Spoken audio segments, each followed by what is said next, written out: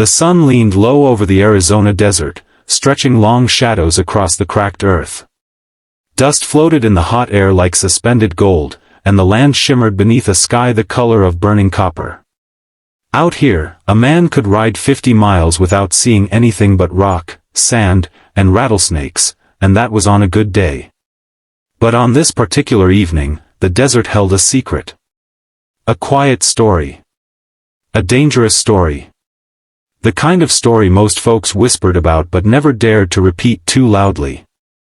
Welcome back to another tale from the old frontier. Before we begin, saddle up, settle in, and imagine the rhythm of hooves echoing across an open land where every choice could save a life, or end one. The cowboy's name was Carter Hayes, a drifter, horseman, and tracker whose skill in reading the land was unmatched from Santa Fe to Tombstone. He wasn't a man who talked much. Didn't need to. His eyes did most of the speaking. Clear. Sharp. Always searching. And on this day, they were locked onto a trail of boot prints and scattered sand, signs of desperate people running out of time. The Apaches had been without water for 2 days. Their horses stumbled. Their lips cracked. Their children grew too quiet. And for a proud people who knew every canyon, every riverbed, every dry wash for miles, this kind of desperation meant something was terribly wrong. Carter hadn't planned on finding them, he never planned anything in this desert. But when he came across an old woman collapsed beside the trail, her breath shallow, her skin burning with fever, he knew something inside him wouldn't let him ride on. He lifted her head gently, tipped his last canteen to her lips, and watched as she tried to drink but couldn't. The weight of the moment pinned him down like a stone. He had one choice: find water. Fast. And so he rode. The land bucked and twisted beneath him, dry gullies, jagged rocks, a sky waiting to kill any man foolish enough to challenge it. But Carter was stubborn.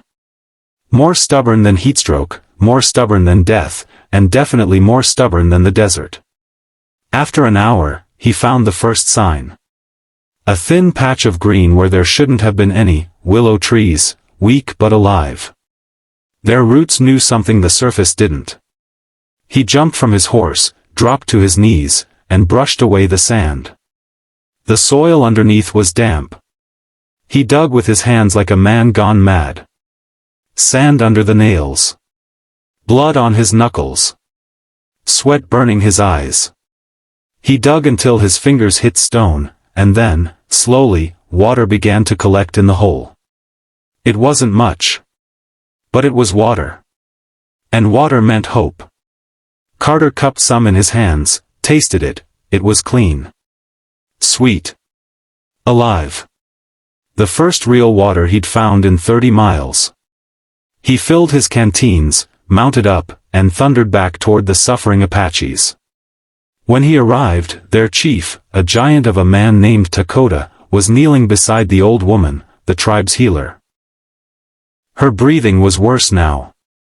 The people gathered in a frightened circle, watching her fade. Carter didn't wait for permission. He slid off his horse, dropped to his knees, and lifted her head again. Slowly, carefully, he poured a trickle of the fresh water between her lips. The tribe froze. Every eye locked on the stranger who dared touch their healer. For a long moment, nothing happened. Then the old woman coughed. Once, twice, then again. Color returned to her cheeks, just a little, but enough to spark a fire of hope. Dakota's chest rose with a breath so deep it rumbled through the ground. One of the warriors whispered, "He found water." Another muttered, "No white man has ever shared water with us like this." Carter knew he was surrounded, outnumbered, and seconds from being gutted if anything went wrong. But he stayed steady, calm. He wasn't here to fight. He stood, nodded once to the chief, and said quietly, "There's more. Enough for all of you." Dakota's massive shoulders lifted. His eyes softened with something close to gratitude, something he didn't often show. "Show us," he said. Carter led them back to the small spring he'd dug. The Apaches moved slowly at first, cautiously. But when they saw the fresh pool shimmering in the sun, a collective gasp rippled through the group. Children rushed forward to splash the cool water on their faces. Mothers cried softly as they filled bowls and skins. Warriors knelt and drank deeply, their pride surrendering for a moment to sheer relief. Dakota stood beside Carter, watching his people come back to life. "You saved us," the chief said. Carter didn't respond. He didn't know how. He just stared at the horizon, as if embarrassed by the praise. "You will come back to camp with us," Dakota declared. Carter hesitated. "I wasn't planning on." "It wasn't a request," the chief said, though his tone was respectful. "It is an honor." Carter decided not to argue. He mounted his horse and rode with them to the Apache camp deep in the hills. When they arrived, the camp erupted in cheers. Children ran beside him, touching his boots as if he were some wandering spirit. Elders nodded in approval. Warriors lowered their weapons in respect. Dakota brought him to the center of the village, where a fire was already burning. Women prepared food. Drums beat softly.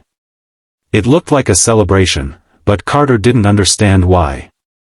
Until Dakota raised his arms and shouted something in Apache. At once, 22 women stepped forward. Tall. Short. Young. Shy. Bold. Each one stood in a line, hands folded, eyes cast down respectfully. Carter blinked in confusion. Chief?" he asked. Dakota nodded with pride. "They are the finest women of our tribe. You saved our lives. You shared your water. For that, we give you the greatest honor we can offer." Carter's stomach dropped. "Honor," he repeated. Dakota smiled, a big, terrifying smile. "Choose one," the chief said. "She will be your wife." The words hit Carter like a hammer, knocking the breath out of him.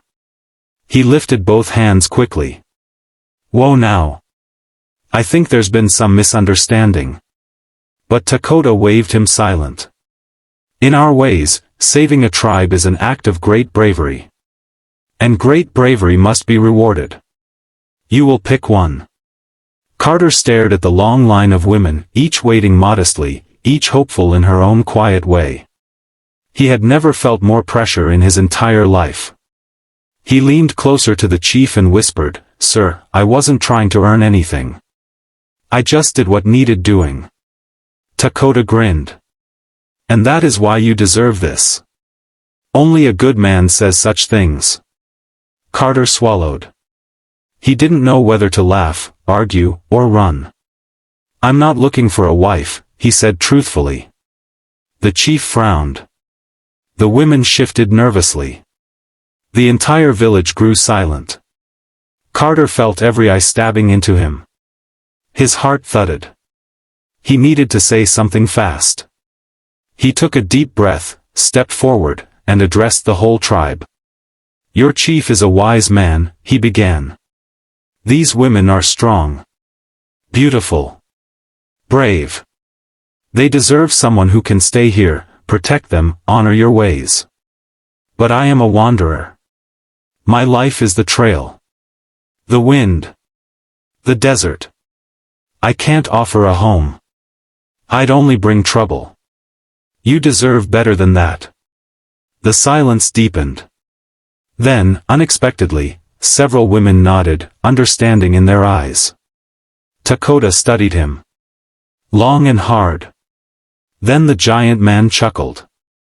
"You speak truth, cowboy. And truth is worth more than any gift." Carter felt relief flood through him. But the story wasn't over. Dakota raised his hand again. "If you will not take a wife, then you will take a different honor." Carter blinked. "Which is?" Dakota pointed to a small pouch an elder carried toward them. Inside was a necklace carved from bone, feather, and turquoise, worn only by people considered full allies of the Apache. "You are now brother to our tribe," the chief declared. "Where you go, our friendship goes with you." The villagers erupted in cheers. Drums pounded. Children danced around Carter in circles of joy. Carter felt the weight of the necklace, the warmth of the moment, the gratitude of a people who had been strangers yesterday and now called him brother. He didn't expect any of it. Didn't want rewards. But sometimes the desert gave back when least expected. That night, he sat by the fire with Dakota, sharing roasted meat and strong coffee. The stars glittered like scattered silver above them. Dakota tapped his cup against Carter's. "You ride with the spirit of a warrior." Carter shrugged. "Just trying to do right." The chief smiled. "That is exactly what a warrior does." They talked long into the night, about the land, the changing world, the future of their people. Carter didn't know how long he'd stay, but he knew this. The desert felt a little less lonely tonight. The next morning he packed his horse. The tribe gathered to see him off. The old healer walked up to him, now strong enough to stand. She touched his arm lightly and said, "Water is life. And you brought life to us." Carter tipped his hat. His voice roughened with quiet emotion. "Take care of each other." Dakota clasped his forearm with a warrior's grip. "Ride safe, brother." Carter swung onto his horse, looked once more at the people he had helped, and then turned toward the horizon. The desert wind carried the sound of drums fading behind him. He didn't look back. Because he didn't need to. He rode on knowing that somewhere in the red canyons and sunlit valleys of the Southwest, he had a family watching the horizon for him. A tribe that owed him nothing, yet gave him everything. And though he never chose a wife from the 22 women, he earned something far greater.